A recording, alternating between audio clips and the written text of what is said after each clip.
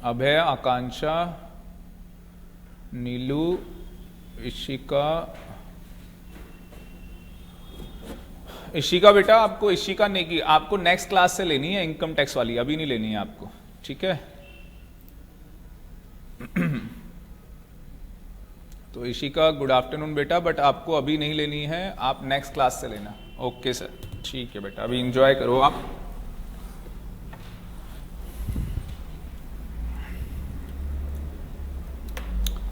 पीयूष आ गया, मंडे से ऑफलाइन आ जाएंगे, ठीक है बेटा। हरिओम। जीएसटी की क्लास अपलोड करवा देना सर, ठीक है बेटा आकांक्षा, करवा देंगे।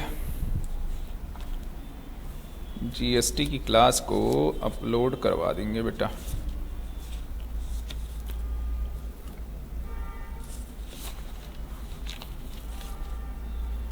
मानव कह रहा है गुड आफ्टरनून सर। अरे यार, ये जो कैमरा है ना, कैमरा ये थोड़ा सा ऊपर जाएगा, बहुत नीचे कर दिए। हाँ बस बस, बहुत बढ़िया, क्या बात है, जबरदस्त, perfect, very good.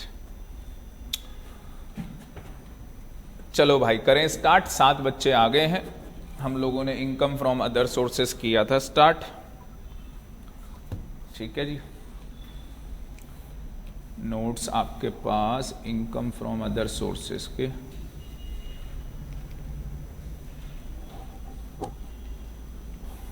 Income from other sources,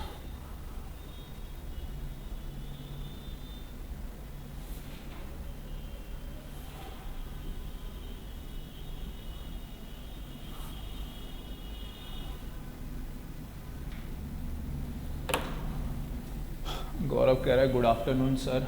light है इसमें नीचे, ऑन करो इसका बटन, वो हो गया। हाँ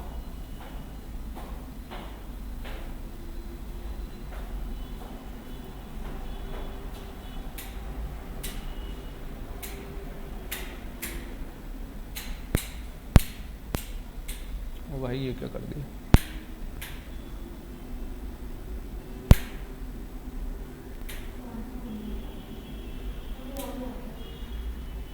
हाँ हो गया, हो गया। उसमें पी लिख देना प्रोजेक्टर ना, सही रहेगा। चलो जी, गुड आफ्टरनून गौरव, क्या हाल भाई?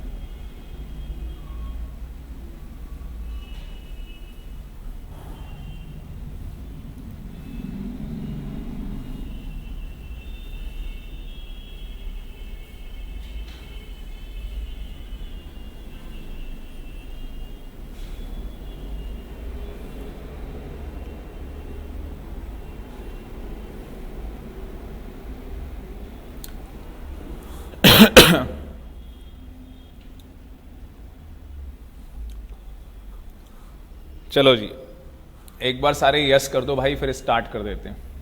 हेलो स्टूडेंट्स, कैसे हो आप सब? बढ़िया, फर्स्ट क्लास। तो बेटा लेक्चर नंबर कौन सा है मुझे ये बता दो। चैप्टर है income from other sources, lecture number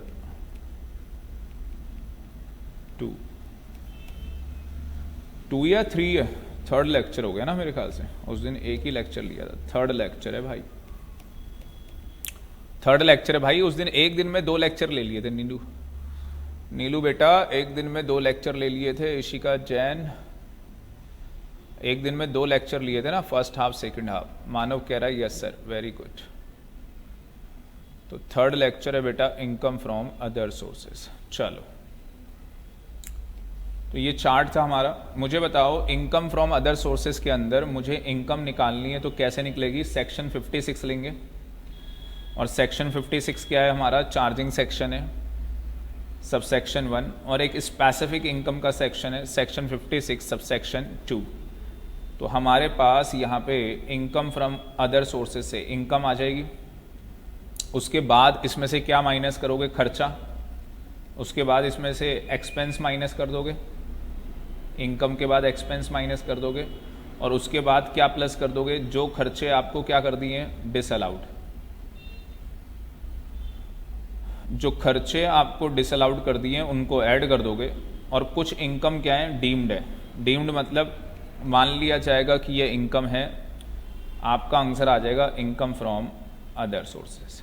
बात समझ में आ रही है? तो यहाँ हमें पहुँचना है। अभी हम लोग फिलहाल सेक्शन 56 सब सेक्शन 2 कर रहे हैं। यहाँ तक सारे बच्चे बता दो, पिक्चर क्लियर है भाई? तो सीधे सब सेक्शन 2 में ही आते हैं, सेक्शन 56 सब सेक्शन 2। अब सेक्शन 56 सब सेक्शन 2 देखोगे, दो टाइप की इनकम है, एक चार्जिंग सेक्शन वाली है और एक 56(2) वाली है, स्पेसिफिक इनकम। डिविडेंड हम लोग कर चुके हैं, लॉटरी हम लोग कर चुके हैं, आज स्टार्ट करने जा रहे हैं गिफ्ट से। ठीक है, गिफ्ट हमने छोड़ा था, गिफ्ट से हम लोग स्टार्ट करेंगे। चलो जी, गिफ्ट में आ जाओ।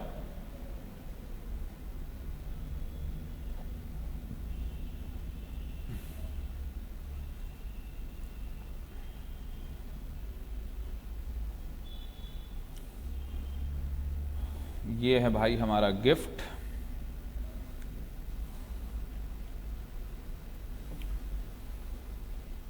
तो गिफ्ट के अंदर कैसे काम किया है, सबसे पहले अगर आप देखोगे अपने सामने टैक्सेशन ऑफ गिफ्ट लिखो एक बार, टैक्सेशन ऑफ गिफ्ट।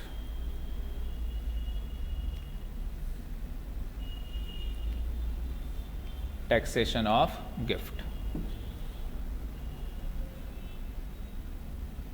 देखो आपको गिफ्ट कौन दे सकता है, आपका एम्प्लॉयर। नंबर 1, आपके एम्प्लॉयर ने आपको क्या दिया है, गिफ्ट दिया है। और अगर एम्प्लॉयर ने गिफ्ट दिया है भाई, तो कहां पे टैक्सेबल होगा? अगर एम्प्लॉयर गिफ्ट देगा तो always taxable under the head salary. सारे बच्चे बोल दो एक बार, सारे बच्चे मुझे बता दो एक बार, अगर एम्प्लॉयर गिफ्ट देगा तो भाई कहां टैक्सेबल होगा? एम्प्लॉयर गिफ्ट देगा। आकांक्षा वेरी गुड बेटा। तो सैलरी के अंदर क्या होगा भाई, टैक्सेबल होगा। तो अगर एम्प्लॉयर गिफ्ट देगा तो सैलरी के अंदर क्या होगा भाई, टैक्सेबल होगा। वेरी गुड नीलू, इशिका जैन, बहुत बढ़िया भाई, बहुत बढ़िया। बाकी के बच्चे भाई अभी तक आए नहीं, क्लास ज्वाइन नहीं की अभी तक, तो मैं भाई आप ही लोगों के लिए पढ़ा रहा हूँ, अपने लिए तो पढ़ा नहीं रहा। ठीक है ना? तो जिसका छूटेगा भाई ऐप से करेगा कंप्लीट, क्योंकि भाई मुझे कोर्स भी कराना है, टाइम पे कराना है भाई। फर्स्ट अटेम्प्ट में CS एग्जीक्यूटिव करनी है जून में, तो मेहनत तो करनी होगी भाई। तो अगर एम्प्लॉयर से गिफ्ट मिलेगा तो कहाँ पे टैक्सेबल होगा, सैलरी के अंदर। अगर वो एम्प्लॉयर से गिफ्ट मिला आपकी मैरिज में, एम्प्लॉयर ने कब दिया है गिफ्ट, आपकी मैरिज में, तो भी कहाँ टैक्सेबल होगा बताओ? अगर एम्प्लॉयर आपकी मैरिज के अंदर गिफ्ट देता है तो भी वो पैसा कहाँ पे टैक्सेबल होगा? हाँ जी,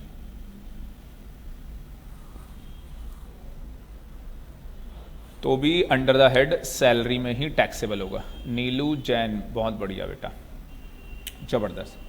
अगर कोई गिफ्ट आपको मिलता है आपके बिजनेस की वजह से, आपके प्रोफेशन की वजह से, आप कंपनी सेक्रेटरी हो, प्रैक्टिस कर रहे हो, आपको किसी ने कोई गिफ्ट दे दिया, आपके बिजनेस की या प्रोफेशन की वजह से किसी ने आपको कोई गिफ्ट दे दिया, तो उस केस के अंदर जो गिफ्ट होगा वो कहाँ पे टैक्सेबल होगा? Under the head PGBP। कहाँ पे टैक्सेबल होगा? Under the head PGBP। Akanksha very very good बेटा, वेरी वेरी गुड, बहुत बढ़िया, जबरदस्त। तो PGBP के अंदर भाई वो टैक्सेबल होगा, PGBP के अंदर। तो हमारे 2 गिफ्ट हो गए, हमें पता लग गया कहाँ कहाँ पे टैक्सेबल होंगे। अगर आपने लिख लिया है तो मुझे चैट बॉक्स में एक बार बता दें, फिर हम लोग इनकम फ्रॉम अदर सोर्सेस के अंदर बात करते हैं भाई।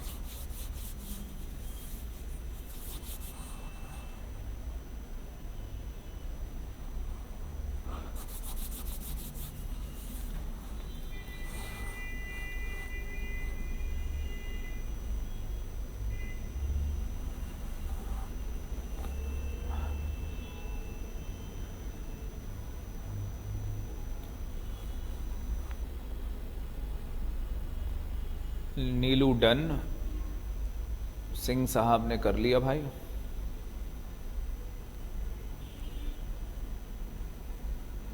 बहुत बढ़िया।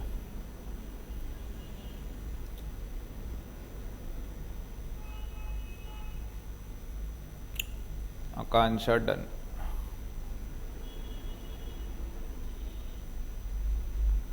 मानव डन। चलो भाई आगे बढ़ते हैं फिर। डन है। थर्ड में आ जाओ भाई। थर्ड को थोड़ा सा बड़ा कर लेते हैं हल्का सा। थर्ड देखो क्या है, पहले समझ लो थर्ड क्या है हमारा। कह रहा है कोई गिफ्ट मिला है आपको, एसेट एक्वायर, आपने कोई एसेट खरीदी है लो कंसीडरेशन में। या तो वो एसेट आपको विदाउट कंसीडरेशन मिल गई, या तो वो एसेट कैसे मिल गई आपको, विदाउट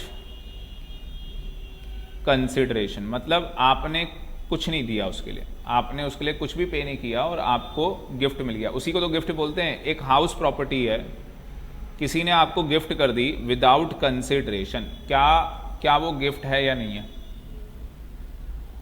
मान लो मैंने आपको एक प्रॉपर्टी दे दी भाई, मैंने आपको एक प्रॉपर्टी गिफ्ट कर दी विदाउट कंसीडरेशन, तो वो गिफ्ट हो गया भाई। तुम मेरे कोई एम्प्लॉय थोड़ी ना हो, या मैंने तुम्हें कोई बिजनेस और प्रोफेशन की वजह से थोड़ी ना दी है, ठीक है ना। तो उस केस के अंदर यहां पे कहता है या तो लो कंसीडरेशन है, मतलब इन एडुकेट कंसीडरेशन, आपसे कुछ कंसीडरेशन लिया है, 50 लाख की प्रॉपर्टी है, आपसे 10 लाख रुपए लिए, ठीक है, तो लो कंसीडरेशन हो गई। कहता है बाय एनी पर्सन, किसी भी पर्सन से मिल जाए, तो एम्प्लॉयर नहीं है यहां पे, ठीक है। सेक्शन 56(2)(10) लग जाएगा, ये आपके ऊपर एप्लीकेबल हो जाएगा only if nature of asset जो है, या तो वो कैपिटल एसेट है, या तो वो आपकी क्या है, कैपिटल एसेट है। If it is a stock in trade then not apply. अगर वो स्टॉक इन ट्रेड है फिर ये सेक्शन अप्लाई नहीं होगा, तो वो आपकी क्या होनी चाहिए, कैपिटल एसेट होनी चाहिए। अगर वो आपकी कैपिटल एसेट है तो जाके ये सेक्शन एप्लीकेबल होगा, अदरवाइज ये सेक्शन एप्लीकेबल नहीं होगा।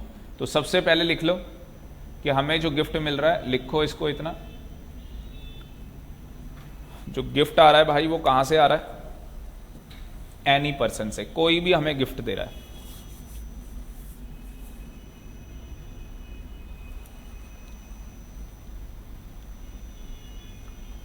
अगर कोई भी हमें क्या दे रहा है भाई, गिफ्ट दे रहा है,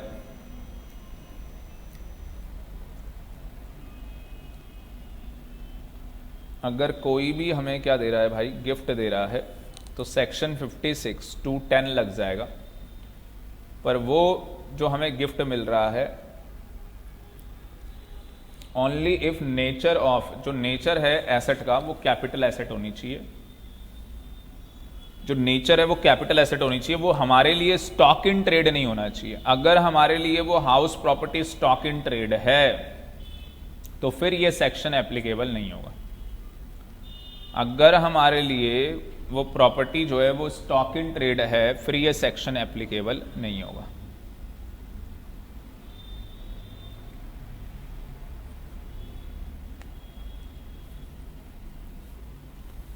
तो 1 अप्रैल 2017 से ये सेक्शन एप्लीकेबल हो गया था, 1 अप्रैल 2017 से ये सेक्शन एप्लीकेबल हो गया था, ठीक है। अब दो बातें हैं यहां पे, कह रहा है ये सेक्शन अप्लाई नहीं होगा और दूसरी तरफ ये सेक्शन अप्लाई होगा। ये सेक्शन कौन कौन से केसेस हैं जिसके अंदर ये सेक्शन अप्लाई नहीं होना, ठीक है ना। कौन कौन से केसेस हैं जिसके अंदर ये सेक्शन अप्लाई नहीं होना।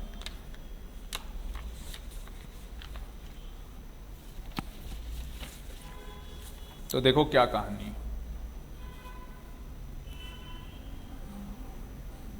अब मैं बना रहा हूं इस चार्ट को, देखो ध्यान से। किसका सेक्शन है, गिफ्ट का। कौन सा सेक्शन करना है, 56(2)(10)।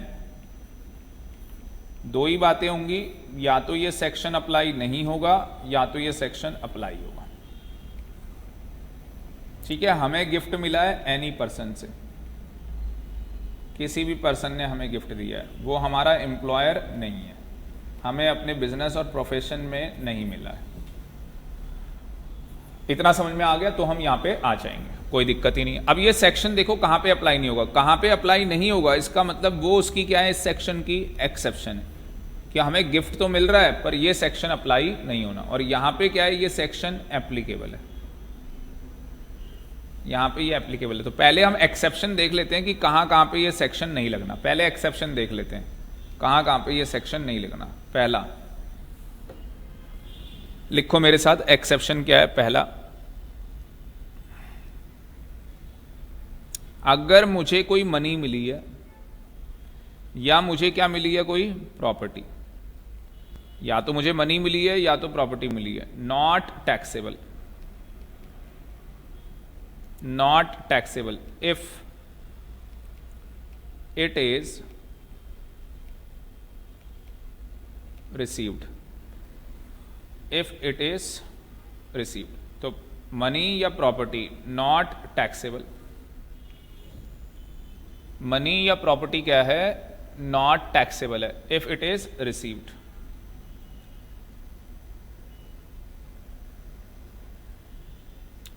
तो देखो जी किससे मिली है मुझे,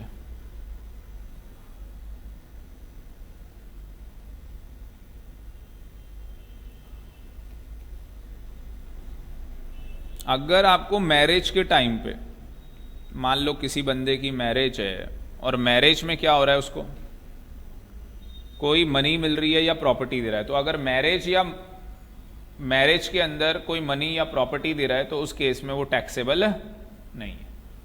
आ गई बात समझ में। पर अगर एम्प्लॉयर ने दिया तो सैलरी के हेड में टैक्सेबल होगा, एम्प्लॉयर ने दिया तो, ठीक है ना। तो यहां पे आपको मनी और प्रॉपर्टी मिल रही है, not taxable if it is received marriage, अगर मैरिज के अंदर मिलती है तो। अगर मुझे रिलेटिव से मिल रही है, अगर मुझे वो मनी और प्रॉपर्टी किससे मिल रही है, रिलेटिव से मिल रही है, तो मुझे बताओ मेरा बर्थडे है, बर्थडे में मेरे रिलेटिव मुझे क्या दे रहे हैं, गिफ्ट दे रहे हैं, क्या वो टैक्सेबल होगा, नहीं होगा, क्योंकि वो एक्सेप्शन के अंदर आ रहा है, एक्सेप्शन के अंदर आ रहा है भाई, नहीं होगा। वेरी गुड आकांक्षा, बहुत जोश में हो बेटा, बहुत बढ़िया। और जैन जी तो जोश में रहते ही। जो हमारा मॉड्यूल मैंने आपको दिया है, मैंने जो नोट्स आपको दिए हैं उसके अंदर कहां पे है भाई,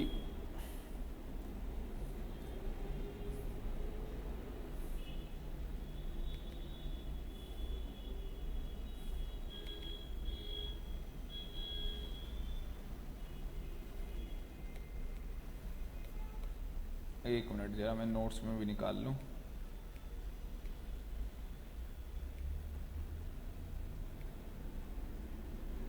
ये रहा इनकम फ्रॉम अदर सोर्सेस। बाकी यहां से मैंने आपको बता ही दिया क्या करना है, डिविडेंड वाला तो सारा काट ही देना है भाई। 56 to 10 निकाल लो इसमें।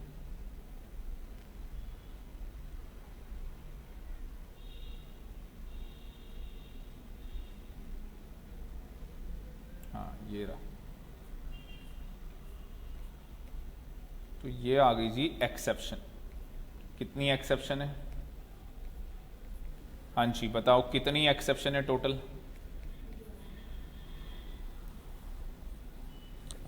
ग्यारह एक्सेप्शन है भाई टोटल। कितनी एक्सेप्शन है टोटल, 11। पहली एक्सेप्शन मैरिज वाली बता दी मैंने, दूसरी मैंने रिलेटिव वाली बताई आपको। अब इसमें रिलेटिव का मतलब बताया गया, नीलू बेटा रिलेटिव का मतलब बताया गया कि रिलेटिव मीन्स इनको रिलेटिव माना जाएगा, ठीक है। चलो देखो किसको रिलेटिव माना जाएगा, तो जो इंडिविजुअल है उसकी स्पाउस को रिलेटिव माना जाएगा, ठीक है। तो अगर मान लो कोई बंदा इंडिविजुअल है तो सबसे क्लोज कौन है, उसके स्पाउस है, उसको इन्होंने रिलेटिव मान लिया। उसके बाद उसके कौन है, ब्रदर और सिस्टर, उसको उसने रिलेटिव मान लिया। उसके बाद कौन है भाई, स्पाउस के, है ना, स्पाउस के भी क्या है, भाई बहन, साला साली, उनको भी रिलेटिव मान लिया। उसके बाद इंडिविजुअल के क्या आ गए, पेरेंट्स आ गए, ब्रदर और sister of either of the parents of the individual, मतलब जो इंडिविजुअल है, ठीक है, इंडिविजुअल के तो पेरेंट्स आ गए, मतलब मम्मी पापा, फादर मदर, और फादर मदर के जो हैं वो क्या है, भाई बहन, समझ गए होंगे, बुआ, ठीक है ना। जो पापा की सिस्टर होती है उसको क्या बोलते हैं, बुआ बोलते हैं। मम्मी की सिस्टर को क्या बोलते हैं, मासी। तो बुआ भी आ गई, मासी भी आ गई, ठीक है। अब बुआ आ गई है, मासी आ गई है, और जो पापा का भाई है वो ताऊ या चाचा, ठीक है ना। तो भाई इन सबको कवर कर लिया गया है, इन सबको कवर कर लिया गया है, और इनकी वाइफ को भी कवर किया है, मतलब कि ताऊ जी आए तो ताई भी आ गई, चाचा आए तो चाची भी आ गई, बुआ आ गई तो फूफा भी आ गया, ठीक है ना। और मम्मी का भाई आ गया, मामा आ गया तो मामी भी आ गई। तो भाई सीधी सिंपल सी बात है, तुम्हारे पापा के भाई बहन भी कवर हो गए और तुम्हारी मम्मी के भी भाई बहन कवर कर लिए। तो आपको लग ही रहा होगा सभी को कवर कर लिया, इसने छोड़ा नहीं है किसी को। और हमारा जो गिफ्ट होगा, इनसे जो गिफ्ट मिलेगा वो एग्जम्प्ट होगा, इनसे जो गिफ्ट मिलेगा वो एग्जम्प्ट होगा। आगे जो इंडिविजुअल है,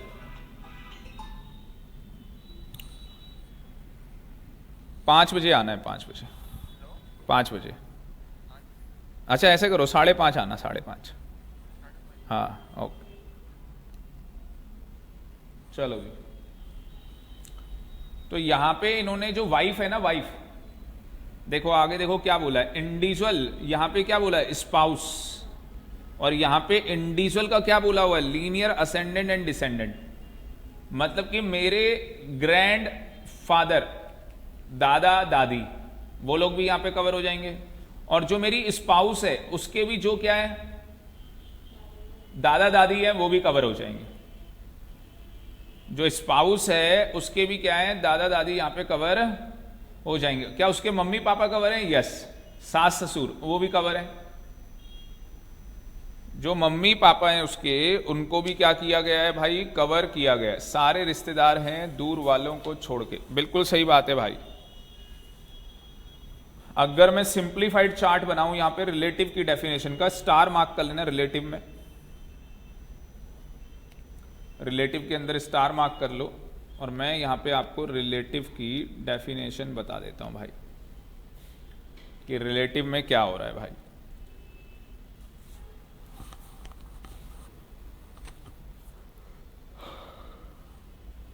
तो सबसे पहले वो इंडिविजुअल है,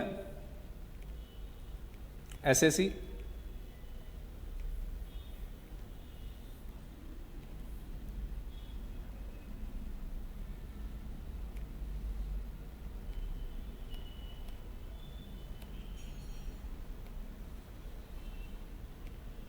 ठीक है ना। तो इस इंडिविजुअल के सबसे करीब कौन, स्पाउस। तो स्पाउस को यहां पे ले लिया भाई। अब जो ये इंडिविजुअल है, इस इंडिविजुअल का भाई ले लिया, ब्रदर, उसकी स्पाउस भी ले ली, ठीक है। फिर उसी तरीके से सिस्टर को ले लिया, भाई की सिस्टर, उसका हस्बैंड भी ले लिया, स्पाउस का मतलब उसका हस्बैंड, उसको भी ले लिया। ऊपर एफएम रेडियो, मदर और फादर है, तो मदर फादर के भी भाई, भाई और बहन, और इन भाई बहन के स्पाउस को भी ले लिया भाई, इन भाई बहन के स्पाउस को भी ले लिया। मम्मी पापा के पापा, मतलब समझ गए, ग्रैंडफादर, उनको भी ले लिया भाई, और उनकी स्पाउस को भी ले लिया। तो स्पाउस हर किसी की कवर की गई है। और जो मेरे क्या है भाई, लीनियर डिसेंडेंट एंड स्पाउस, समझ गए ना। मेरे बच्चे, चाहे सन हो चाहे डॉटर हो, उनकी भी स्पाउस, उनको भी ले लिया। उसी तरीके से वाइफ के भी तो मेरे बच्चे होंगे, स्पाउस का भाई, स्पाउस की सिस्टर, है ना, साला साली को ले लिया और उनके भी स्पाउस को ले लिया, उनके भी स्पाउस को कवर किया है भाई, और इसके मम्मी पापा को भी ले लिया, और इसके जो ग्रैंडफादर हैं उनको भी ले लिया, उनकी स्पाउस को भी ले लिया।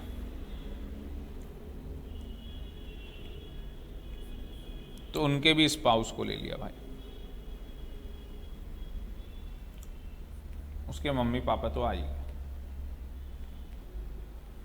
तो ये है भाई रिलेटिव का मतलब, ये है रिलेटिव का मतलब। अब मुझे बताओ पिक्चर क्लियर है या नहीं है।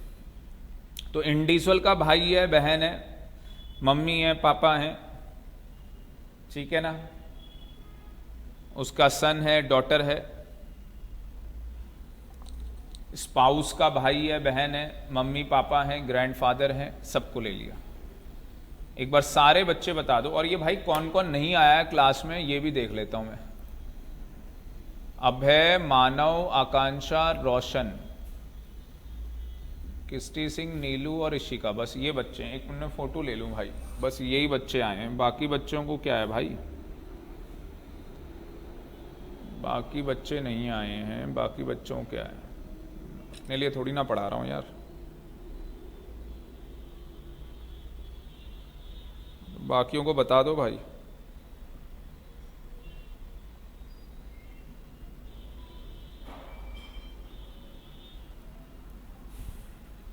बाकियों को बता दो भाई। भाई पढ़ना तो पड़ेगा ना भाई, या ऊपर ऊपर से पढ़ाना है तुम लोगों को। हाँ जी,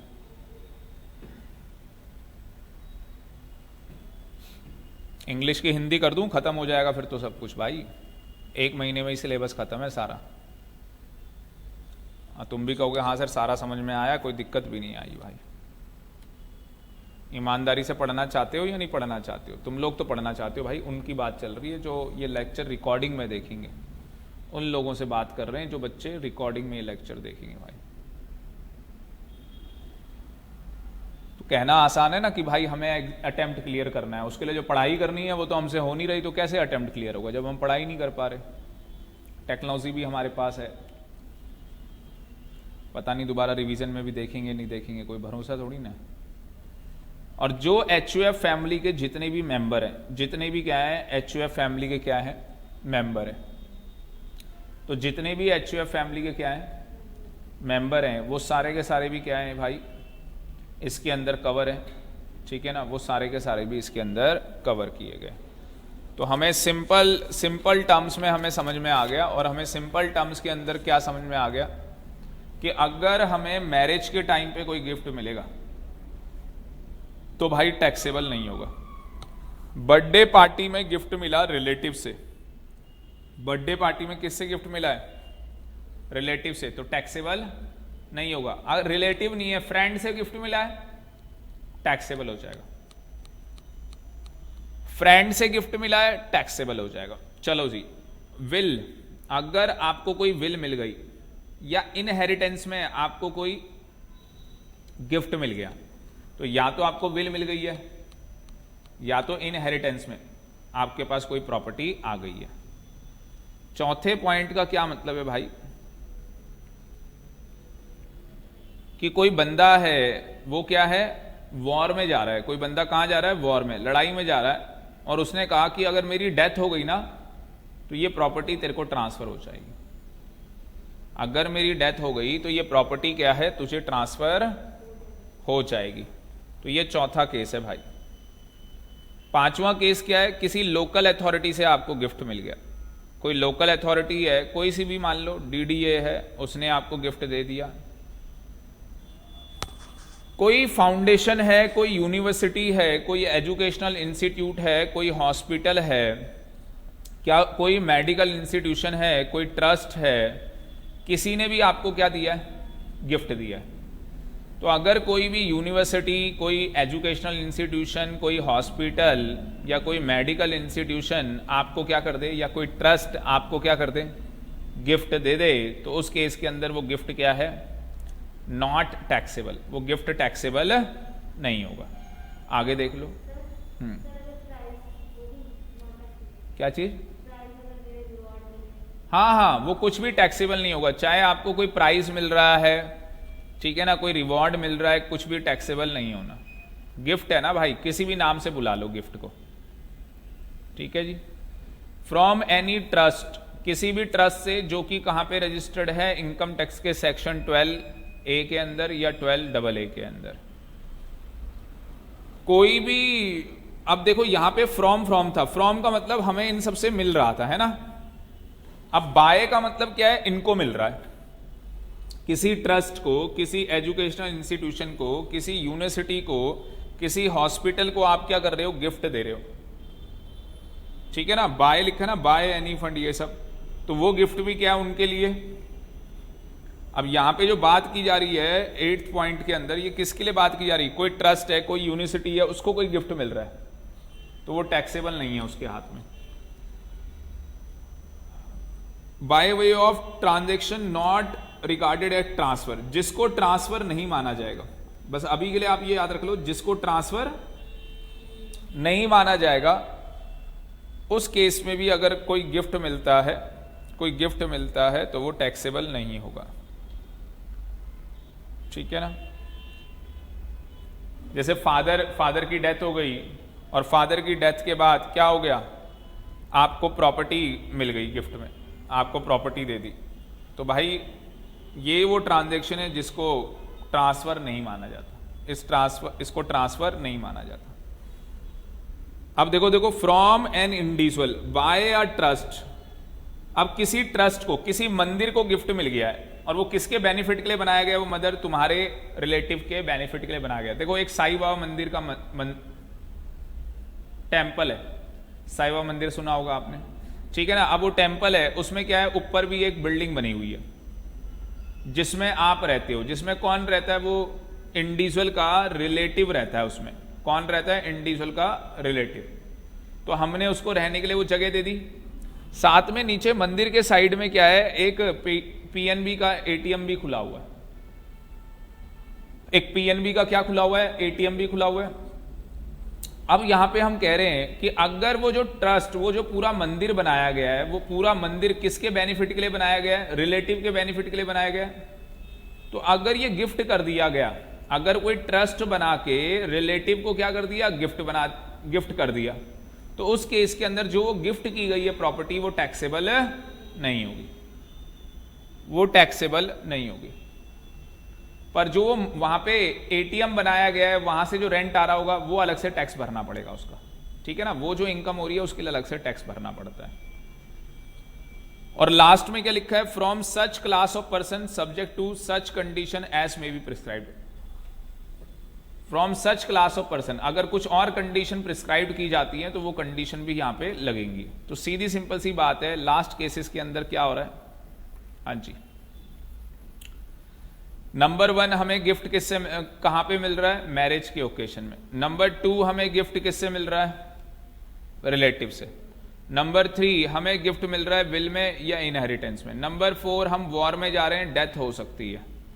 number 5 local authority. Number 6 university, educational institutional, hospital या ट्रस्ट। ये वाला जो ट्रस्ट है वो कहां पे रजिस्टर्ड है, 12A के अंदर या 12AA के अंदर। फिर बाय लिखा हुआ आ गया, देखो यहां पे भी बाय लिखा है 2 जगह। तो ये ट्रस्ट को हम गिफ्ट दे रहे हैं, एजुकेशनल इंस्टीट्यूशन को हम गिफ्ट दे रहे हैं, तो उस केस के अंदर भी क्या बोला गया है भाई, जिनको मिल रहा है उनके लिए टैक्सेबल नहीं। और अगर इंडिविजुअल ने कोई ट्रस्ट बनाया है, आपने उसको कोई गिफ्ट दिया है, किसको बेनिफिट होगा, उसका रिलेटिव को, तो भी वो टैक्सेबल नहीं है। या और भी कुछ प्रिस्क्राइब कर दिया तो वो भी टैक्सेबल नहीं होगा, वो भी टैक्सेबल नहीं होगा। समझ में आया या नहीं आया? तो यहां पे आप देख सकते हो कि पहला जो कितने केस हो गए, 11 केस हो गए जिसके अंदर ये नहीं लगना है ना। टोटल हमारे पास 11 केसेस आ गए भाई। ये ऐसे में मनी और property not taxable if it is received. Marriage आ गया, रिलेटिव आ गया, ठीक है, विल वाला आ गया, ऐसे कर करके ये कितने केसेस आ गए, 11 केसेस हो गए भाई। कितने केसेस हो गए, 11 केसेस हो गए। चलो आगे बढ़ते हैं भाई। नंबर टू देखो, अगर आपको कोई कार मिली है या आपको एप्पल का आईफोन मिला हुआ है भाई, कोई आपको आईफोन मिल गया, टीवी मिल गया, फर्नीचर मिल गया, रिसीव्ड, देन कहता है then not taxable, not taxable.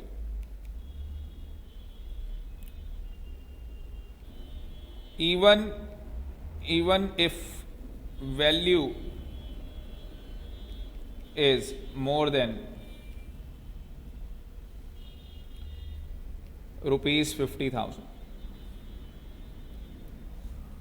अगर वैल्यू क्या है भाई 50,000 रुपये से ज्यादा है तो भी टैक्सेबल नहीं होगा।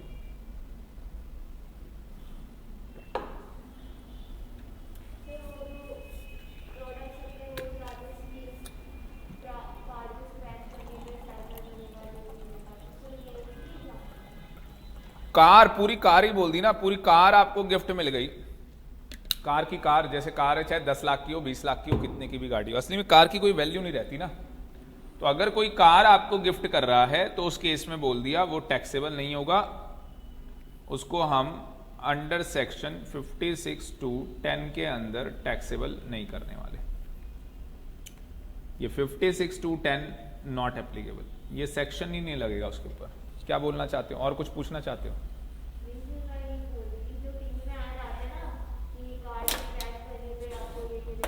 वो तो अलग चीज है, वो क्या है उसमें,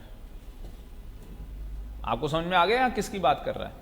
आपको एप्पल का आईफोन मिल गया, कोई सा भी फोन मिल गया, कोई सा भी टीवी मिल गया, कोई सा भी फर्नीचर मिल गया, कोई सी भी वॉच मिल गई, कुछ भी मिल गया,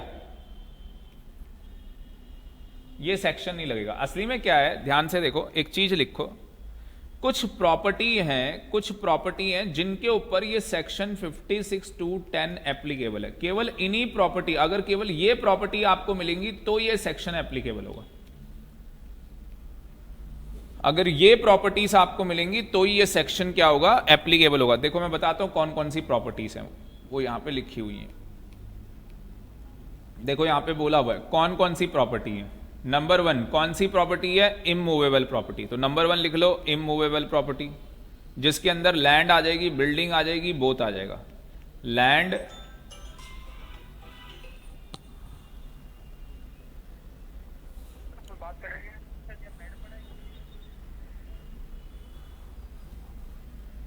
लैंड आ गया, बिल्डिंग आ गई, बोथ आ गया।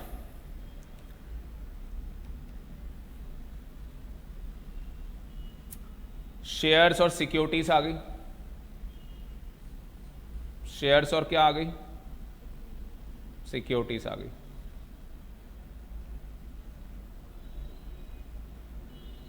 ज्वेलरी आ गई। अगर आपको ये प्रॉपर्टी क्या मिलती है, गिफ्ट, तो ही टैक्सेबल है, इसके अलावा कोई प्रॉपर्टी टैक्सेबल ही नहीं है। समझ गए? अब कार देख लो, यहां पे कहीं कवर नहीं है। Archaeological collection, drawings, painting, sculptures, work of art, Boolean, कहीं पे भी कार कवर नहीं है, कहीं पे भी मोबाइल फोन कवर नहीं है, कहीं पे भी टीवी कवर नहीं है, वॉच कवर नहीं है, फर्नीचर कवर नहीं है। सीधी सिंपल सी बात, अगर ये प्रॉपर्टीज आपको मिलती हैं तो वो गिफ्ट टैक्सेबल होना है, अदरवाइज वो गिफ्ट टैक्सेबल नहीं होना। तो इसका मतलब कि अगर आपको कोई लैंड गिफ्ट कर दे, बिल्डिंग गिफ्ट कर दे, या दोनों ही गिफ्ट कर दे, या शेयर्स गिफ्ट कर दे, या कोई सिक्योरिटीज गिफ्ट कर दे, कोई ज्वेलरी गिफ्ट कर दे, आर्कोलॉजिकल कलेक्शन, गीता कुरान पुरानी बुक्स, ड्राइंग्स कर दे, कोई पेंटिंग कर दे, स्कल्पचर्स, पुरानी मूर्तियां, है ना, कोई बुलियन, सोने की जरी, जैसे पहले रानी महारानियां ये सब पहनती थी, ठीक है ना, तो प्रीसियस स्टोन बोलते हैं उसको। बुलियन का मतलब प्रीसियस स्टोन, उस स्टोन की क्या होती है, वैल्यू होती है।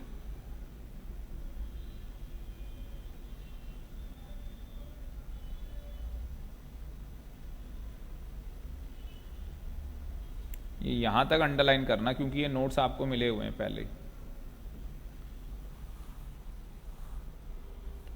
सारे बच्चे बता दो भाई, समझ में आया ये नहीं आया? प्रॉपर्टी, कौन सी प्रॉपर्टी हमने यहां पे लेनी है वो आपको पता लग गई या नहीं लग गई, बता दो।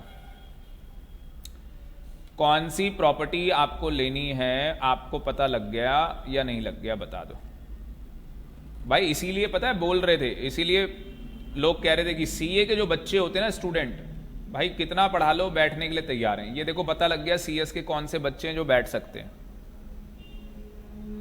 ये जो बच्चे क्लास ले रहे हैं बस इनमें ही दम है भाई, इनमें दम है, ये क्लास ले रहे हैं। बाकी के बच्चे देखते हैं भाई फिर कैसे करेंगे अपना अटेम्प्ट क्लियर।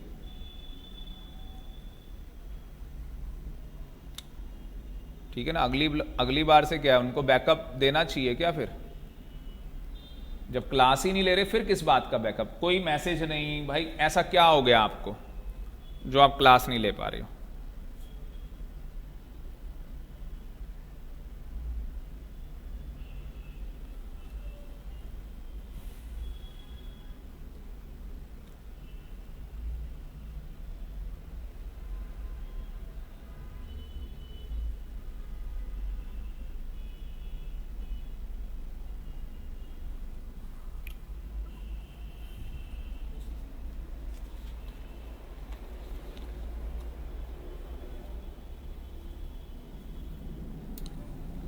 तो आपको समझ में आ गया होगा।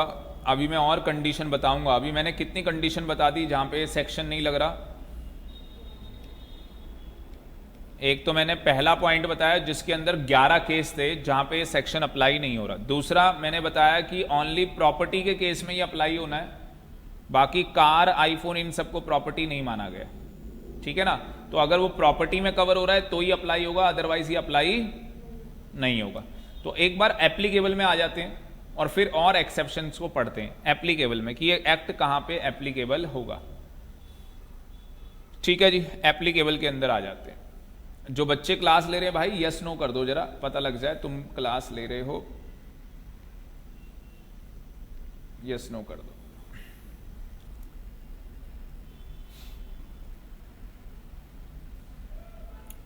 तो यहां पे देखोगे बोला गया है मनी, मनी आ गया।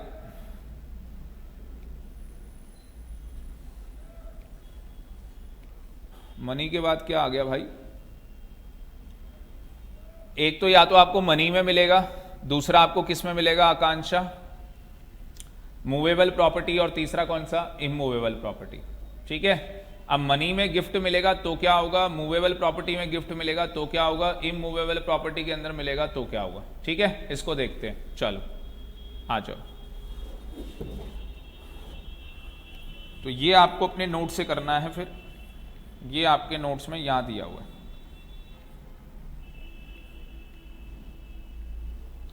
तो क्या बोला है? Taxability of gift received by any person, अगर इस डेट के बाद मिला तो क्या होगा। कह रहा है कैश में गिफ्ट मिला है, क्या मैं बोलता हूं मनी में गिफ्ट मिला है? तो मनी में क्या बोला गया है कि अगर आपको एग्रीगेट जो वैल्यू है वो 50,000 रुपए से ज्यादा है, अगर आपको गिफ्ट मिला और उसकी एग्रीगेट वैल्यू कितनी है, 50,000 रुपए से ज्यादा है, तो उस केस के अंदर क्या होगा? हाँ जी, उस केस के अंदर क्या होगा? वो टैक्सेबल हो जाएगा। अगर आपको एक आदमी से गिफ्ट मिला 40,000 का, टैक्सेबल नहीं होगा। दो लोगों ने गिफ्ट दिए 40,000 के, क्या एग्रीगेट 50 से ज्यादा हो गया? यस। कितना दिया? 80,000। पूरा होल, पूरा 80,000 रुपीज टैक्सेबल हो जाएगा। समझ में आया या नहीं आया? कह रहा है इमूवेबल प्रॉपर्टी है विदाउट कंसिडरेशन। क्या है? Immovable property without consideration. अब कौन सी प्रॉपर्टी की बात कर रहा है? इमूवेबल प्रॉपर्टी की। देखो मैंने पहले ही आपको बोला 3 चीजें गिफ्ट मिलेंगी आपको, या तो आपको मनी मिलेगा, या तो मूवेबल प्रॉपर्टी, या इमूवेबल प्रॉपर्टी। मनी का मैंने आपको बता दिया, एक आदमी से मिले या कितने भी लोगों से आपको गिफ्ट मिले, अगर उसकी एग्रीगेट वैल्यू कितनी है भाई, चैट बॉक्स के अंदर बताओ। अगर मनी के अंदर गिफ्ट मिले तो एग्रीगेट वैल्यू कितनी? बोलो बेटा, चैट बॉक्स के अंदर रिस्पॉन्ड करोगे तभी तो मजा आएगा यार। कहां गए? अभय, मानव, आकांक्षा, अभिजीत, रोशन, किस्टी, रेखा, नीलू और इशिका जैन। बोलो बेटा, आवाज नहीं आ रही क्या?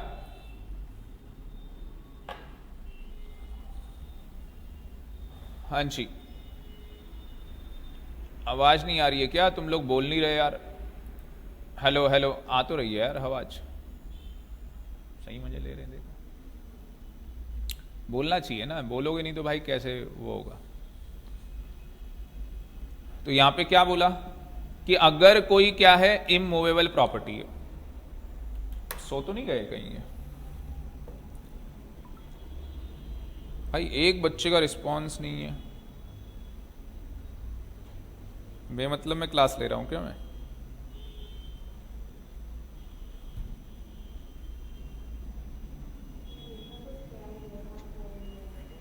अच्छा, अरे नीचे चले गए वो, नीचे नीचे ले रहे हो ना भाई क्लास?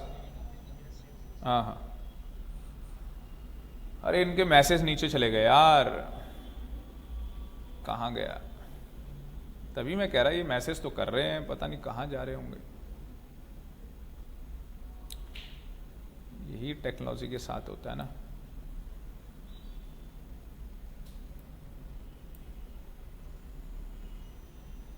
बहुत बढ़िया बहुत बढ़िया, आपको मैसेज नहीं दिखाई दे रहा, बिल्कुल सही कह रहे हो, बोल रहे हैं सर, वेरी गुड।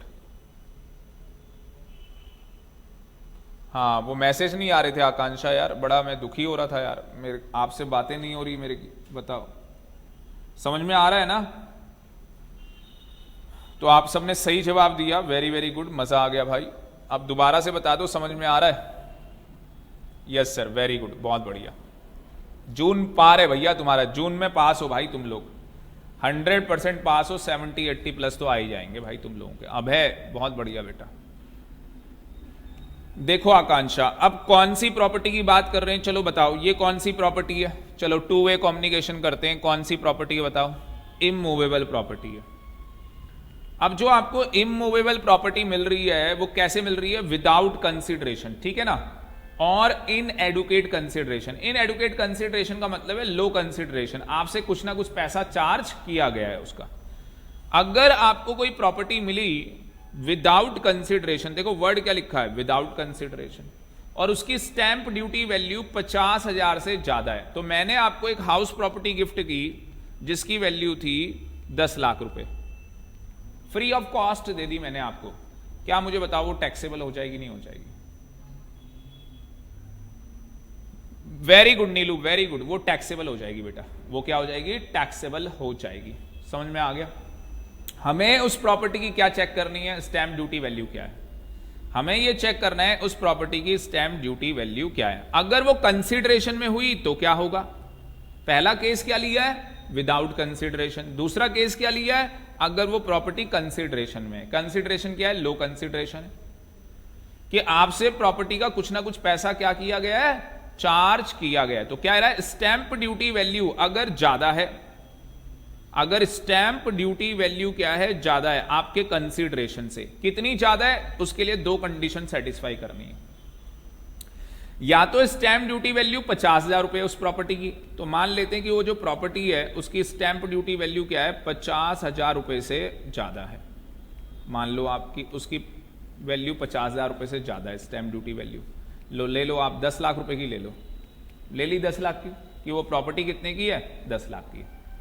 तो उसकी स्टैंप ड्यूटी वैल्यू क्या हो गई? 50,000 से ज्यादा हो गई। दूसरा 10% ऑफ कंसिडरेशन, क्या बोला? 10% ऑफ कंसिडरेशन। आपसे कितना कंसिडरेशन लिया गया? आपसे 8 लाख रुपए का कंसिडरेशन लिया गया। आपसे कितना कंसिडरेशन लिया गया? 8 लाख का। 8 लाख का 10% निकालो, 80,000 रुपए आएगा, वो इसमें जोड़ दो, 8,80,000 रुपए। कितना आ गया? 8,80,000 रुपए। अब आप चेक कर लो कि जो स्टैंप ड्यूटी वैल्यू है प्रॉपर्टी की वो कितनी है? 10 लाख। क्या वो 50,000 से ज्यादा है? Answer is yes. क्या जो 10% कॉस्ट जोड़ रहे हैं कंसिडरेशन के अंदर, क्या उससे भी ज्यादा आ रही है? Answer is yes. तो उस केस में क्या हो जाएगी? टैक्सेबल हो जाएगी। उस केस के अंदर क्या हो जाएगी? टैक्सेबल हो जाएगी। अब कितने की टैक्सेबल होगी? बात ये आ गई भाई, कितने की टैक्सेबल होगी? जैन साहब क्या कह रहे हैं? Sir I am class. कोई बात नहीं बेटा जैन, कोई बात नहीं, आप कोई दिक्कत नहीं है, जेन्युइन प्रॉब्लम है, कोई दिक्कत नहीं है। तो इस केस में कह रहा है कितनी टैक्सेबल हो जाएगी। इसके लिए ना एक प्रैक्टिकल देखते हैं, इसके लिए एक प्रैक्टिकल क्वेश्चन है हमारे पास। ये हमारे पास यहां पे प्रैक्टिकल क्वेश्चन है। देखो क्या यहां पे बोल रहा है इमूवेबल प्रॉपर्टी है,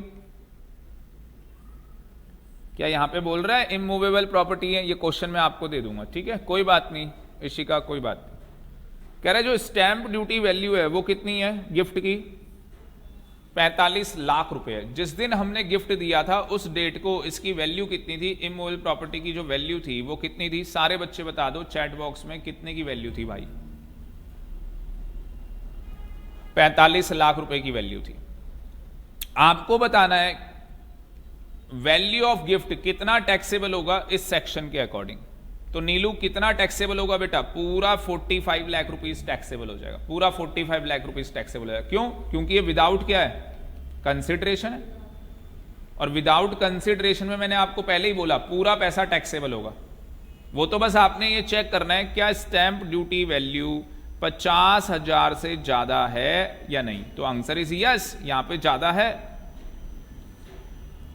अगले में बोला गया कि जो प्रॉपर्टी कितने की है? 45 लाख की। सर वो स्टैंप ड्यूटी की है या प्रॉपर्टी की? भाई स्टैंप ड्यूटी वैल्यू होती है ना प्रॉपर्टी की, बाकी एक फेयर मार्केट वैल्यू होती है, वो तो अलग होती है। हम तो स्टैंप ड्यूटी वैल्यू चेक कर रहे हैं, फेयर मार्केट वैल्यू चेक नहीं कर रहे मानव। हम लोग यहां पे क्या चेक कर रहे हैं भाई? सर बुक में नहीं है, कोई नहीं व्हाट्सएप कर, ये वाला बुक में नहीं है बेटा, ये तो मैं व्हाट्सएप करूंगा आपको, ये तो आकांक्षा में आपको व्हाट्सएप कर दूंगा बेटा। तो अगर आप यहां पे ध्यान से देखोगे, क्या पहला केस समझ में आ गया? एक बार सारे ओके लिख दो, पहला केस समझ में आ गया, फिर मैं दूसरा समझाऊं, है ना। पहला समझ में आ गया, रोशन कह रहा है ओके, वेरी गुड। नीलू यस, वेरी गुड। रेखा यस, अभय यस, क्या बात है भाई, बहुत बढ़िया।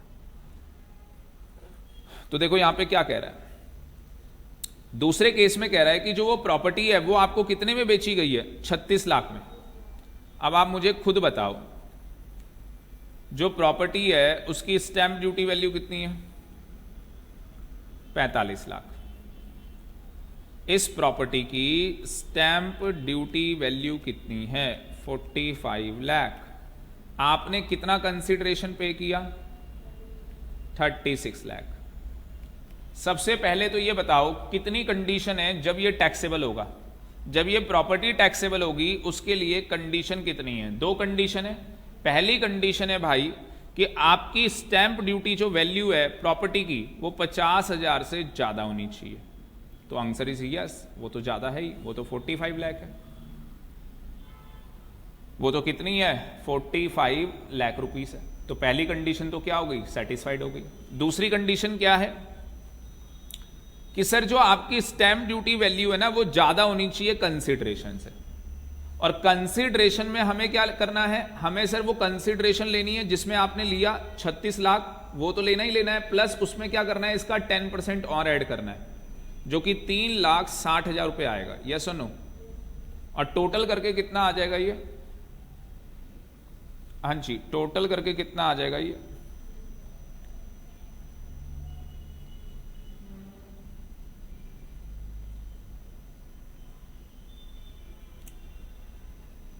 $39,60,000। Very good. अब मुझे बताओ जो 39,60,000 है, क्या वो स्टैंप ड्यूटी जो वैल्यू है 45 लाख वो ज्यादा है या नहीं है? आपको प्रॉपर्टी कितने में पड़ी है भाई? आपको property, very good very good, बहुत बढ़िया बेटा, आपको प्रॉपर्टी पड़ी है 36 लाख की। आपको प्रॉपर्टी पड़ी 36 लाख की, जबकि प्रॉपर्टी की स्टैंप ड्यूटी वैल्यू कितनी है? 45 लाख। कितने का बेनिफिट हो रहा है तुम्हारा? 9 लाख रुपए का बेनिफिट हो रहा है। यस और नो? 9 लाख रुपए का बेनिफिट हो रहा है।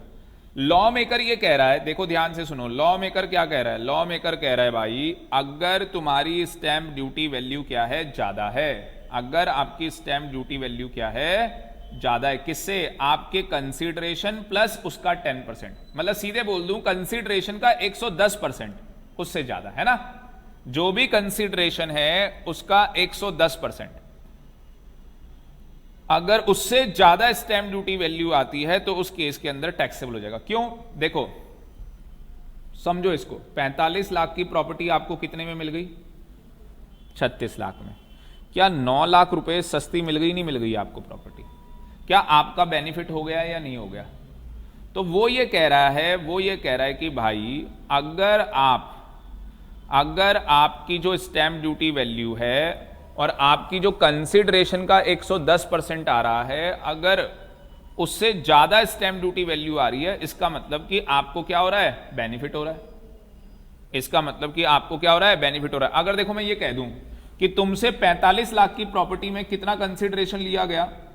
40 लाख रुपए तुमसे कंसिडरेशन लिया गया। कितने का कंसिडरेशन लिया गया? 40 लाख का। अब 40 लाख का 10% कितना? 4 लाख। तो भी तो 44 लाख होते हैं, तो भी तुम्हें बेनिफिट मिल गया। कितने का बेनिफिट मिल गया? 5 लाख का। तो भी टैक्सेबल हो जाएगा। कितना टैक्सेबल हो जाएगा? 5 लाख। अब इसको क्या कर देते हैं? 41 लाख कर देते हैं। अगर तुमने ये प्रॉपर्टी 41 लाख की खरीदी होती तो 41 लाख का 10% कितना आता है? 4,10,000 आएगा। आई थिंक 45,10,000 रुपए आ जाएगा, है ना? अब तो तुम्हें कोई बेनिफिट नहीं मिला ना ज्यादा। बताओ, 45 lakh rupees stamp duty value है और तुम्हें वो 41 लाख की मिल रही है। 4 लाख रुपए तो सस्ती मिल रही है, कोई ज्यादा सस्ती थोड़ी ना मिली है, कोई ज्यादा सस्ती थोड़ी ना मिली है। तो उस केस में टैक्सेबल नहीं होगी। इसका मतलब कब तक टैक्सेबल होती है? जब तक कंसिडरेशन का 110% जो भी वैल्यू आएगी तो स्टैंप ड्यूटी वैल्यू क्या होनी चाहिए? ज्यादा होनी चाहिए। अगर हमारी कंसिडरेशन का 110% जो वैल्यू आ रही है, अगर स्टैंप ड्यूटी वैल्यू उससे ज्यादा है तो ही टैक्सेबल होगी, अदरवाइज टैक्सेबल नहीं होगी। समझ में आ गया होगा बढ़िया तरीके से। ये सारे बच्चे बता दो भाई, समझ में आ गया या नहीं आ गया बढ़िया तरीके से? मजा आया? लिखो फिर मजा आया भाई, लिखो भाई मजा आया। और ये मैं फोटो ले लेता हूं इसकी, आप जो कमेंट करते हो उसकी फोटो ले लेता हूं कि मजा आया भाई।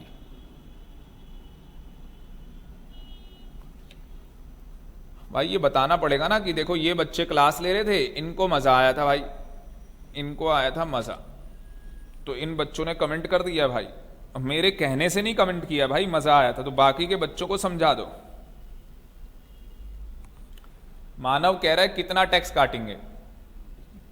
बहुत ज्यादा मजा आया, आकांक्षा ने बताया। कितना टैक्स काटेंगे बेटा? वो तो इनकम बन गया ना आपकी, इनकम फ्रॉम अदर सोर्सेस की, इनकम फ्रॉम अदर सोर्सेस की इनकम बन गया।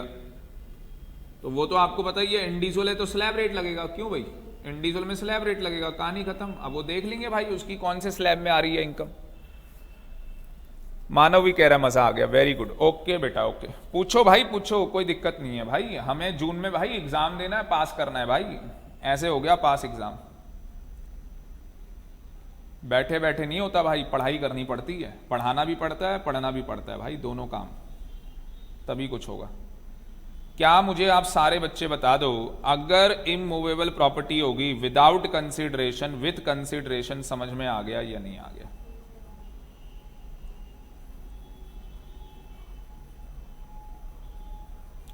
वेरी गुड, सबको समझ में आ गया, इंटेलिजेंट बच्चे कहते हैं इसे। तो ये एनालिसिस भी मैंने यहां पे की है, ठीक है ना, एनालिसिस भी यहां पे की है, और ये आप लोग पढ़ लेना एक बार, कोई दिक्कत नहीं है। बाकी मैं अभी बताता हूं क्या कहानी है थोड़ी देर में। अगर आपको लगता है, एक सेक्शन है 50C,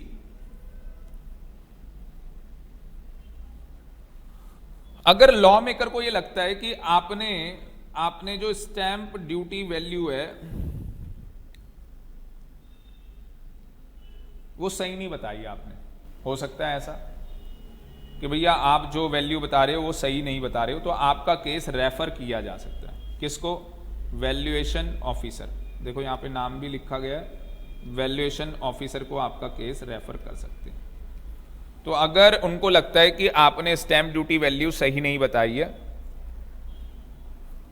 if SSC is not satisfied with stamp duty value, अगर एसएससी, आप यहां पे सिंपल वर्ड्स में लिख लो, सेक्शन जो 50C है, अलग से अभी कहीं लिख लो, फिर मैं लिखवाता हूं आपको। अभी आप अलग से कहीं पे भी लिख लो, जो सेक्शन 50C है उसके अंदर ये बोला गया है कि अगर कोई एसएससी है और जो स्टैंप ड्यूटी वैल्यू है प्रॉपर्टी की, वो उससे क्या है? सेटिस्फाइड नहीं है, नॉट सेटिस्फाइड। उसको लग रहा है कि इन्होंने ज़्यादा रखी हुई है स्टैम्प ड्यूटी वैल्यू, है ना, इसलिए मेरा पैसा क्या हो जा रहा है, टैक्सेबल हो जा रहा है,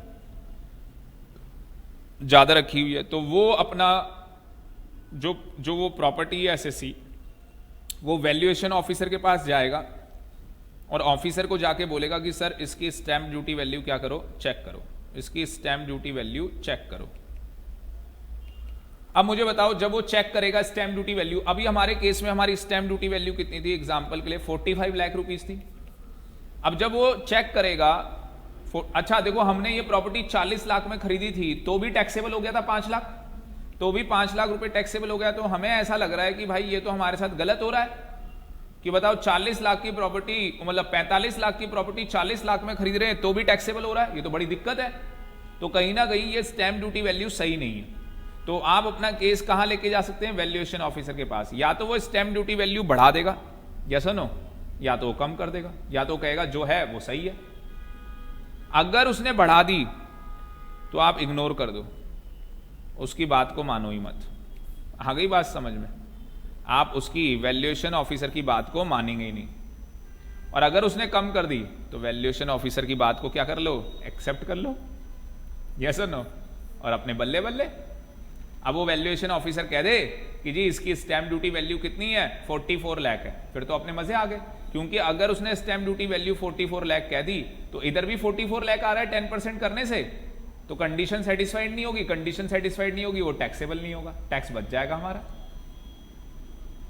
तो भाई ये थोड़ी टेक्निकल चीजें हैं, आप सीएस बनने जा रहे हैं, आप टैक्स का ज्ञान लेने जा रहे हैं भाई, तो इसमें दिमाग की पूरा ब्रेन आपका यूज होने वाला है। तो आपको अपने क्लाइंट को देखना है भाई, कहीं ऐसा तो नहीं है कि स्टैम्प ड्यूटी वैल्यू ज्यादा वहां पे कर रखी है। अगर आपको ऐसा लगता है वैल्यूएशन ऑफिसर को रेफर कर देना, अगर वैल्यूएशन ऑफिसर वैल्यू को बढ़ा देता है तो उसको इग्नोर कर दो, है ना भाई, उस वैल्यू को लो ही मत। और अगर वो वैल्यू कम कर देता है तो उस वैल्यू को ले लो, एक्सेप्ट कर लो, और फिर चेक कर लो कि आपका पैसा टैक्सेबल हो रहा है या नहीं हो रहा। कहानी खत्म।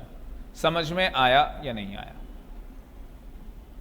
आकांक्षा कह रही है ओके सर, वेरी गुड, बहुत बढ़िया आकांक्षा। नीलू बहुत बढ़िया बेटा।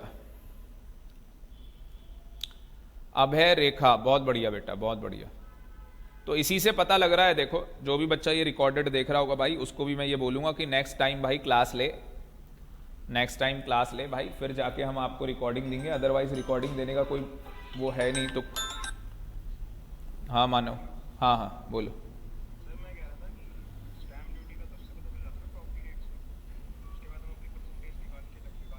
हाँ हाँ बिल्कुल बिल्कुल, बाकी आपको पेपर में वो देगा, आपको स्टैम्प ड्यूटी की जो वैल्यू है वो बताएगा क्वेश्चन है,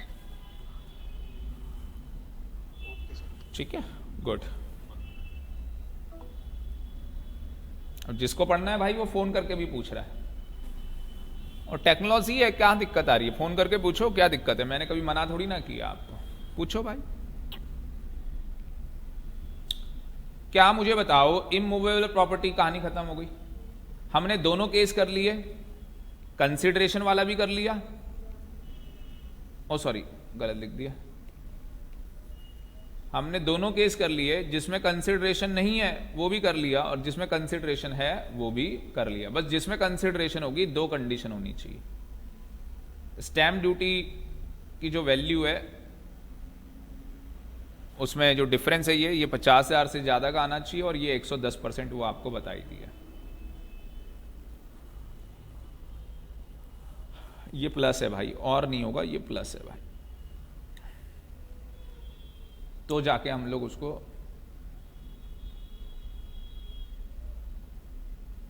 टैक्सेबल करने वाले। अब आ गया कौन सी property, movable property. Movable property में क्या होगा, वही होगा, कंसिडरेशन है नहीं है और कंसिडरेशन है, तो वही कहानी होगी, कंसिडरेशन है कंसिडरेशन नहीं है।